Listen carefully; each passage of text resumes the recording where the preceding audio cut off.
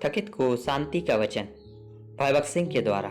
नवंबर 6। झूठे भविष्यवक्ताओं से सावधान रहो, जो भेड़ों के भेष में तुम्हारे पास आते हैं, परंतु अंतर में वे फाड़ने वाले भेड़िए हैं। मत्ती रचित सुसमाचार 7 अध्याय का 15 पद। व्यवस्था विवरण 13 अध्याय का 1 से 5 में भी हमारे पास परमेश्वर की ओर से उसके लोगों के लिए एक गंभीर चेतावनी है कि उन्हें झूठे भविष्यवक्ताओं से बचाए। इन अंतिम दिनों में हम ऐसे कई लोगों से मिलते हैं। जब भी परमेश्वर किसी से बात करते हैं, वो अपने वचन के अनुसार बातें करता है। हमें बाइबल इसी उद्देश्य के लिए दी गई है, अर्थात परमेश्वर की सारी मनसा को समझने के लिए। दूसरा तीमुथियुस 3 अध्याय का 14 से 17 पद। वचन 16 में हम पढ़ते हैं, संपूर्ण पवित्र शास्त्र परमेश्वर की प्रेरणा से रचा गया है और उपदेश और समझाने और सुधारने और धार्मिकता की शिक्षा के लिए लाभदायक है। पूरी बाइबल परमेश्वर की आत्मा से प्रेरित है। जब प्रभु मरे हुओं में से फिर से जी उठे, तो उन्होंने इम्माउस की ओर यात्रा कर रहे चेलों को दिखाने के लिए पवित्र शास्त्र का उल्लेख किया।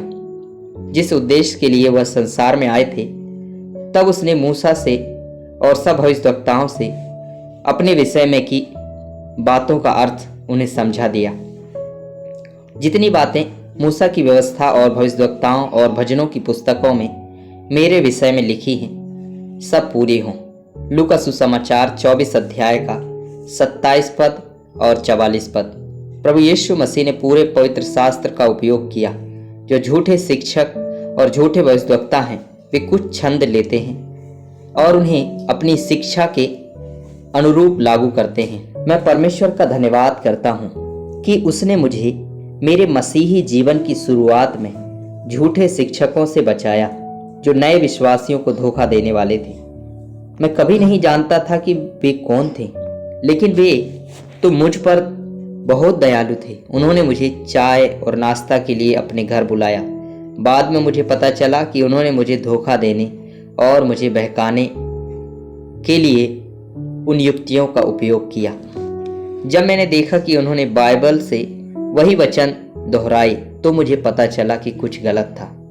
मैं उनके उन सपनों या दर्शनों से प्रभावित नहीं हुआ जिनके बारे में उन्होंने मुझसे बात की थी। मैं उन लोगों से मिलना चाहता था जिन्होंने अपनी गवाही, सेवकाई और सेवा में पूरी बाइबल के अंशों का उपयोग किया।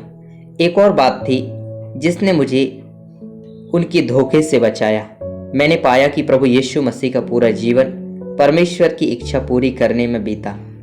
हर विषय में परमेश्वर की इच्छा पूरी करके हम उसे प्रसन्न कर सकते हैं और उसकी सेवा कर सकते हैं। तो मैं उन लोगों से वही सवाल करने लगा, आप परमेश्वर की इच्छा को कैसे खोजते और जानते हैं? उनके पास इसका कोई जवाब नहीं था। वे केवल चिन्हों और चमत्कारों के बारे में ही बता सकते थे।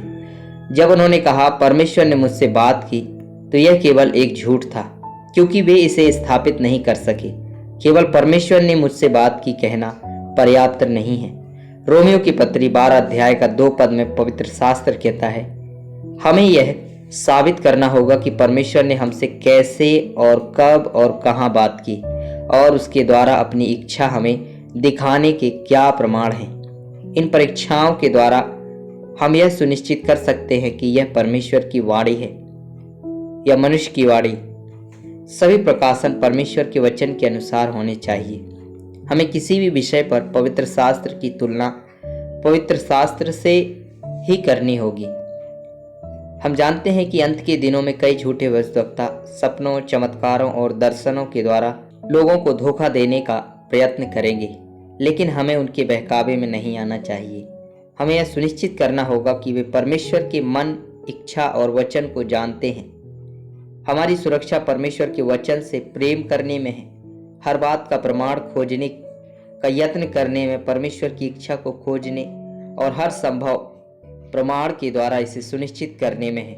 मत्ती सुसमाचार 7 अध्याय का 22 और 23 पद। 24 अध्याय का 1 पद से चेतावनी लें।